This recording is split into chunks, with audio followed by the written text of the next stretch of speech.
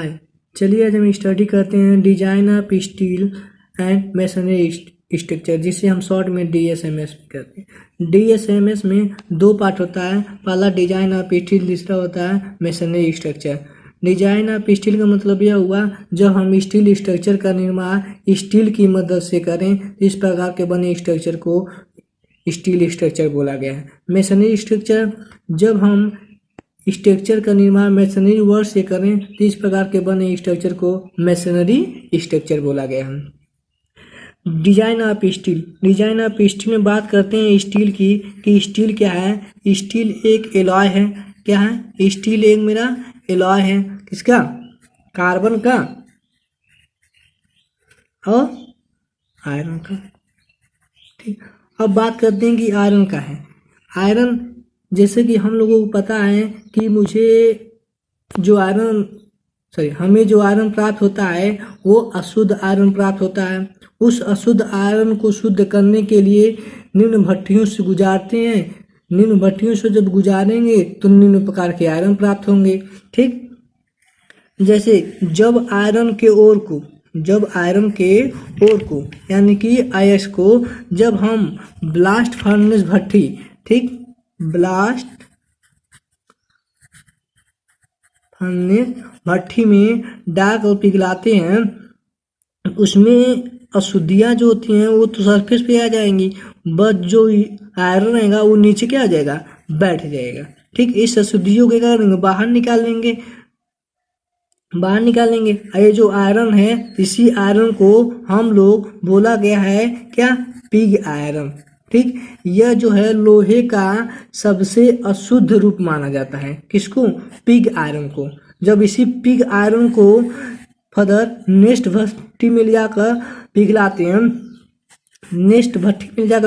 हैं, तो इसमें भी क्या होंगे? अशुद्धियाँ तो ऊपर चली जाएंगी। ठीक, इसमें जो ये भट्टी का जिसमें हम पकाते हैं, उस भट्टी को हम लोग कुपला फर्नेस भट्टी बोलते हैं। ठीक, इसमें भी देखिए अब क्या हुआ, इससे तो कमी अशुद्धियाँ इसमें होगी, क्योंकि जो बची हुई इसमें अशुद्धियाँ थी ऊपर आ गई। फिर नेक्स्ट क्या करेंगे? फर्दर इस आयरन को ले जाकर हम पडलिंग भट्टी में फिर से क्या करेंगे? पिघलाएंगे। जब पिघलाएंगे तो इसमें जो भी अशुद्धियाँ रहेंगी वो ऊपर आ जाएंगी और जो आयरन रहेगा नीचे बैठ जाएगा। ठीक, तो ये जो आयरन है, इस आयरन को नाम दिया गया है रॉट आयरन। ठीक, रॉट आयरन। ये रॉट आयरन जो है, ये आयरन का सबसे शुद्ध रूप माना जाता है। ठीक, इस भट्टी को हम लोग पडलिंग फर्नेस भट्टी कहते हैं। ठीक, अब नेक्स्ट देखते हैं आगे। पिग आयरन, ये ब्लास्ट फर्नेस भट्टी में पिघला कर बनाए जाते हैं। यह लोहे का सबसे अशुद्ध रूप होता है। ठीक, इसमें कार्बन कंटेंट की जो मात्रा होती है वो 3 से 4% होती है। ठीक, और इसका कंप्रेसिव स्ट्रेंथ क्या होता है? ज़्यादा होता है, पर टेंसाइल स्ट्रेंथ क्या होता है? कम होता है। कंप्रेसिव स्ट्रेंथ का मतलब यह हुआ कि जब उस आयरन पर हम कंप्रेसिव लोड लगाएं वो तो सहन कर लेगा, बस हम जैसे ही हम टेंसाइल लोड लगाएंगे उस आयरन पर, वो क्या हो जाएगा? उसकी टेंसाइल लोड लेने की कैपेसिटी जो होती है कम होती है। ठीक, अब नेक्स्ट जो है कास्ट आयरन के बारे में देखते हैं। जब बचा हुआ जो आयरन था उसे हम कुपला फर्नेस भट्टी में जाकर पिघलाएं, तब जो आयरन मुझे प्राप्त हुआ वो कास्ट आयरन हुआ। इस कास्ट आयरन में देखेंगे कार्बन कंटेंट की जो मात्रा है 3 से 4% होती है। ठीक, और इसके कंप्रेसिव स्ट्रेंथ क्या है? ज़्यादा होता है, और टेंसाइल क्या है? कम होता है। ठीक, इसका यूज हम कहाँ पे करते हैं? मैनहोल बनाने में, पाइप बनाने में, ठीक, अब देखते हैं कि ये भंगूर होता है, यानी कि बीटल बनाने में, पाइप बनाने में, ठीक, अब देखते हैं कि ये भंगूर होता है, यानी कि बीटल का मतलब यह हुआ कि इम्पैक्ट रोल लगाने पे। ठीक, और ये भी है कि हमें वो जो बीटल मटेरियल होते हैं वो सडन फेल्योर होते हैं। ठीक, वो हमें वार्निंग नहीं देते हैं, तुरंत क्या हो जाएंगे? फेल हो जाएंगे। ठीक, फिर नेक्स्ट जो है बचे हुए आयरन को जब हम पडलिंग फर्नेस भट्टी में ले जाकर पिघलाते हैं तो मुझे रॉट आयरन प्राप्त होता है। इस रॉट आयरन में जो कार्बन कंटेंट की मात्रा होती है 0.15% होती है। इसकी डक्टिलिटी ज़्यादा होती है, ब्रिटलनेस क्या होता है, कम होता है। डक्टिलिटी ज़्यादा का मतलब यह हुआ कि वो ज़्यादा से ज़्यादा तनेगा, ठीक है। वो वायर के फॉर्म में इसे क्या कहते हैं, आप ढाल सकते हैं, ये डक्टिलिटी है। टेंसाइल स्ट्रेंथ इसकी क्या होती है, ज़्यादा होती है। कंप्रेसिव क्या हो जाएगी, कम हो जाएगी। टेंसाइल स्ट्रेंथ का मतलब यह हुआ कि जब उस पर आप टेंसाइल लोड लगाएंगे तो उसमें क्या हो जाएगी, उसकी लेंथ में वृद्धि हो जाती है, ठीक। कंप्रेशन का स्ट्रेंथ का मतलब हुआ कि उस मेंबर में या उस स्टील की लंबाई में क्या हो जाएगी, कमी हो जाएगी। यह लोहे का शुद्ध रूप माना जाता है। ये लोहे का शुद्ध रूप माना जाता है किसे, रॉट आयरन को। जब मुझे ये पता चल गया रॉट आयरन जो है लोहे का शुद्ध रूप है, तो इसी रॉट आयरन का यूज करके हम क्या बनाएंगे, स्टील बनाएंगे। देखिए सब में कार्बन कंटेंट की मात्रा है क्या हो रही है, कम होते आ रही है। इसका मतलब यही तो हुआ उसमें से अशुद्धियाँ बाहर निकल रही हैं। हम यही तो चाहते हैं कि कार्बन कंटेंट कम से कम हो, जितना कम से कम होगा उसकी डक्टिलिटी ज़्यादा होगी और ब्रिटलनेस कम, ठीक। डक्टिलिटी ज़्यादा का मतलब यह हुआ कि वह जो है सडन फेलोर नहीं होगा, हमें पहले वार्निंग देगा तब फेल करेगा, ठीक। इसीलिए जो हम स्टील का निर्माण जब करते हैं तो रॉट आयरन का करते हैं कि कार्बन कंटेंट की मात्रा इतना है, इसकी डक्टिलिटी ज़्यादा है, टेंसाइल स्ट्रेंथ भी ज़्यादा है, ठीक। अब आगे देखते हैं कि ये स्टील जो है रॉट आयरन से बनकर मिलकर रॉट आयरन भी आएगा और इसमें जो अन एलिमेंट है जैसे कार्बन हुआ, मैग्नीज हुआ, फास्फोरस, सिलिका, सल्फर, ये सब क्या है, इन सब एलिमेंट और रॉट आयरन की मदद से क्या किया जाता है, स्टील का निर्माण किया जाता है, ठीक। स्टील का निर्माण किया जाता है। अब हम ये पता चल गया कि स्टील का निर्माण कैसे हुआ। तो स्टील का निर्माण रॉट आयरन से और अन्य एलिमेंट जिसमें कार्बन मुख्य है, ठीक। अब आगे देखते हैं कि स्टील की सहायता से हम स्टील स्ट्रक्चर का निर्माण करेंगे। स्टील स्ट्रक्चर क्या होता है कि जब आप जो है स्टील की सहायता से स्टील स्ट्रक्चर का निर्माण करेंगे तो कौन कौन से स्ट्रक्चर का यूज करेंगे, जैसे आई सेक्शन हुआ, सी सेक्शन हुआ, टी सेक्शन हुआ, ठीक। ये सब जिस स्टील का उपयोग करके आप स्टील स्ट्रक्चर का निर्माण करते हैं उसे ही स्टील स्ट्रक्चर कहते हैं। इस स्टील स्ट्रक्चर की जो प्रॉपर्टी होती है, ठीक, कार्बन, मैग्नीज और सिलिका, फास्फोरस पर डिपेंड करती है। बात सही है कि अगर इन सब की मात्रा हम घटा बढ़ा दें तो क्या हो जाएगी, उसकी प्रॉपर्टी चेंज हो जाएगी। जैसे ही कार्बन कंटेंट की मात्रा देखिए बढ़ा हुआ है तो उसकी प्रॉपर्टी चेंज नहीं हुआ है। यहाँ देखिए इतना है तो इसको ये बोला गया है, इतना है तो इसको रॉट आयरन बोला गया है। इसीलिए जो है स्टील स्ट्रक्चर की जो प्रॉपर्टी है कार्बन, मैग्नीज, सिलिका, फास्फोरस पे डिपेंड करती है, ठीक। ये एलिमेंट चेंज होगा तो इसकी प्रॉपर्टी भी क्या हो जाएगी, चेंज हो जाएगी, ठीक। स्टील की जो प्रॉपर्टी होती है सबसे ज़्यादा कार्बन पे डिपेंड करती है। कार्बन की मात्रा जो है घटे बढ़ेगा तो उसकी प्रॉपर्टी पे इफेक्ट देखने को मिलेगा। जैसे कार्बन की मात्रा बढ़ा, ठीक, उसकी डक्टिलिटी क्या हो गई, कम हो गई, ठीक। तो हम ऐसे तो यूज नहीं करते हैं क्योंकि ये तो ब्रिटल फेल्योर हो गया, ठीक। हम ये चाहते हैं कि कार्बन की मात्रा अधिक होगी तो उसकी डक्टिलिटी क्या हो जाएगी, ज़्यादा हो जाएगी, ठीक। कार्बन की मात्रा अगर अधिक है तो उसकी सामर्थ्य अधिक है, ब्रिटलनेस भी क्या है, अधिक है, हार्डनेस भी अधिक होगा। लेकिन अगर कार्बन की मात्रा जो है कम कर दिया जाए तो क्या हो जाएगी, स्ट्रेंथ भी कम हो जाएगा, ब्रिटलनेस भी कम हो जाएगी, बट डक्टिलिटी उसकी क्या हो जाएगी, बढ़ जाएगी, हार्डनेस भी क्या हो जाएगा, कम हो जाएगा। तो इससे क्या पता चल रहा है कि स्टील का जो प्रॉपर्टी है सबसे ज़्यादा किस पे डिपेंड कर रही है, कार्बन पे।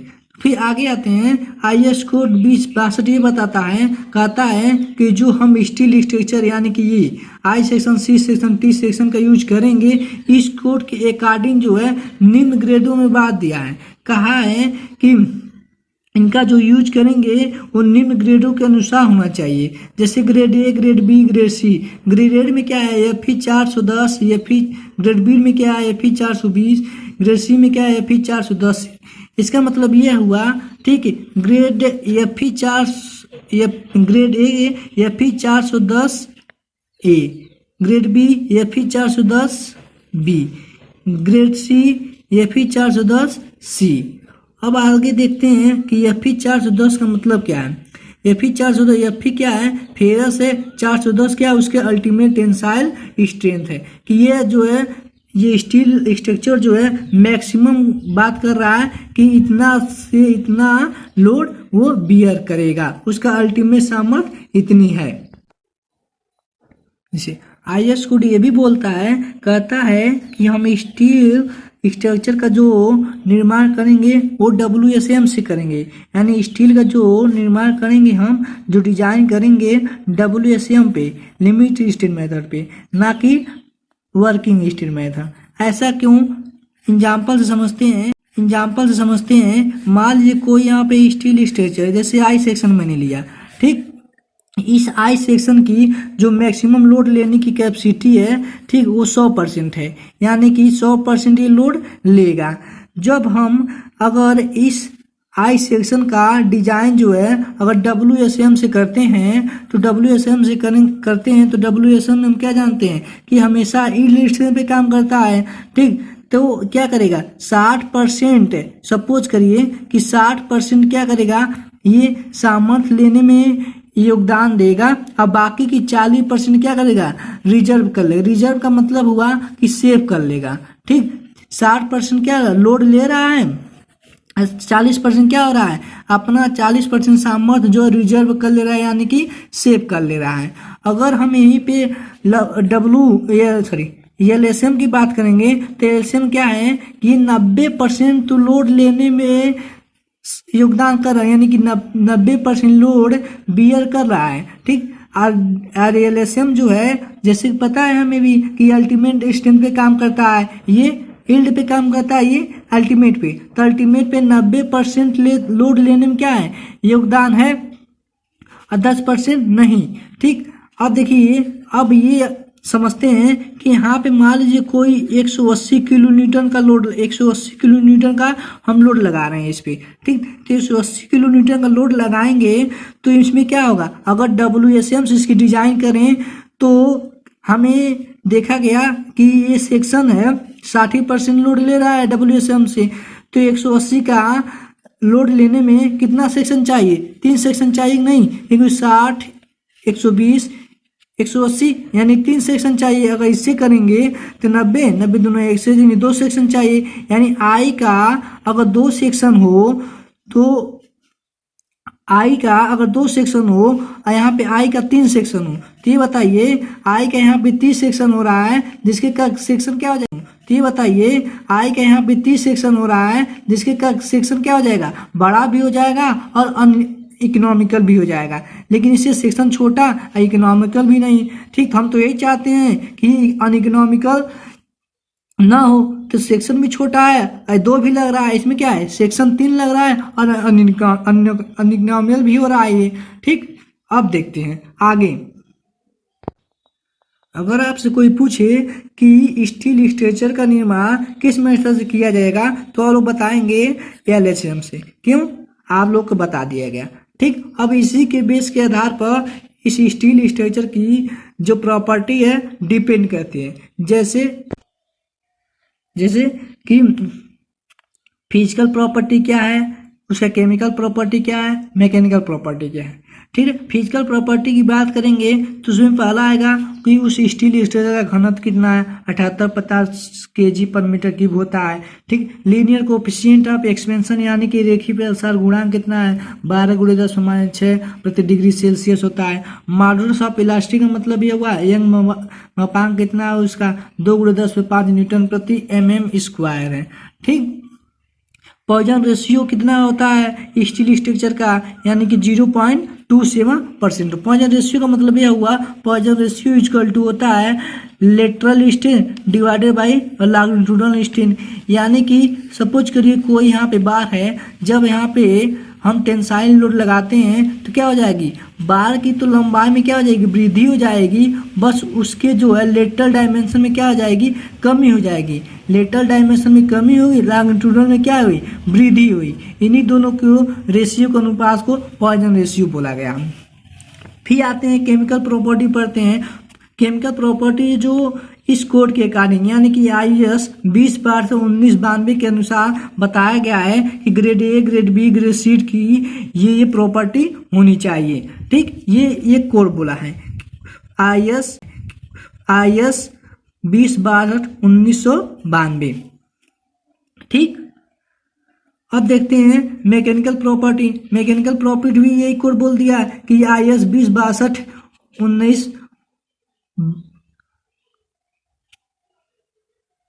बोला है ग्रेड ए की जो प्रॉपर्टी होनी चाहिए, टेंसाइल इतना होना चाहिए, ग्रेड बी की टेंसाइल इतनी होनी चाहिए, ग्रेड सी की टेंसाइल इतनी होनी चाहिए। ठीक, ये परमिसिबल स्ट्रेस क्या होता है, जब उसका डाया, ठीक है, अगर 20 mm से कम है तो उसका जो परमिसिबल स्ट्रेस होगा किसका, ग्रेड ए का 250 यूज करेंगे। ठीक, अगर डाया जो उसका 20 और 40 के बीच में है तो परमिसिबल स्ट्रेस 240 यूज करेंगे किसका, ग्रेड बी का। फिर अगर परमिसिबल स्ट्रेस 230 होगा कब, जब डाया जो है 40 mm से अधिक हो जाए, ग्रेड सी के लिए। ठीक, ये होगी बात स्टील स्ट्रक्चर की क्या क्या प्रॉपर्टी हुई। अब देखते हैं कि स्टील स्ट्रक्चर जो है कितने प्रकार के होते हैं। ठीक, स्टील स्ट्रक्चर कितने प्रकार के होते हैं, जैसे कि स्टील स्ट्रक्चर I सेक्शन हुआ, C सेक्शन हुआ, ठीक, T सेक्शन हुआ, इन सब का यूज करके तो हम स्ट्रक्चर का निर्माण करेंगे। आते हैं एक एक के बारे में जानते हैं कि स्टील स्ट्रक्चर जो है निम्न प्रकार के यूज किया जाता है। पहला है I सेक्शन, ठीक, या इसी को बोलते हैं B सेक्शन। सब ये I लेटर की तरह दिखता है इसलिए इसको I सेक्शन बोला गया है।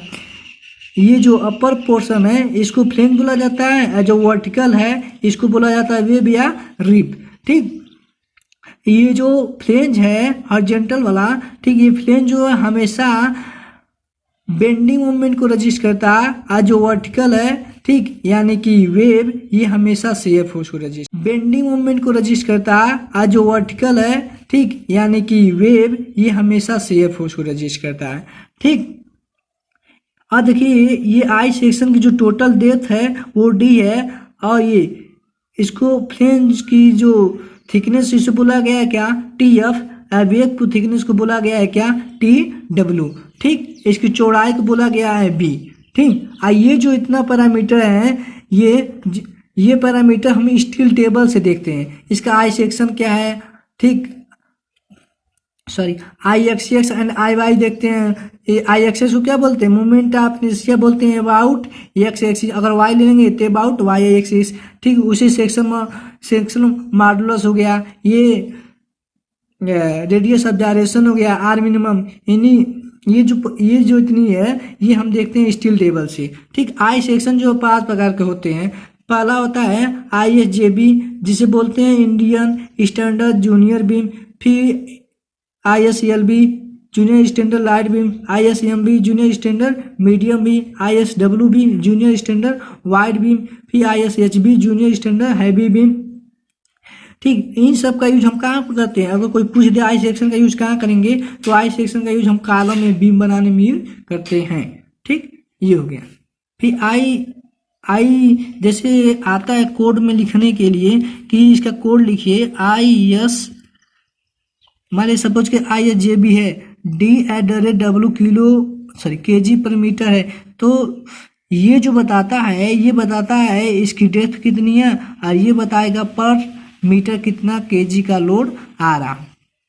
जैसे ये यहाँ पे दिखाया गया है W kg पर मीटर का लोड इस पे इसकी फ्लेंज पे आता है, इसकी गहराई ये बताया जा रही है। ठीक, ये है। आगे हम नेक्स्ट वीडियो में पढ़ेंगे C सेक्शन के बारे में। ठीक, C सेक्शन के बारे में पढ़ेंगे, फिर पढ़ेंगे J सेक्शन के बारे में पढ़ेंगे, फिर एंगल के बारे में पढ़ेंगे, ये सब नेक्स्ट वीडियो। ठीक, धन्यवाद।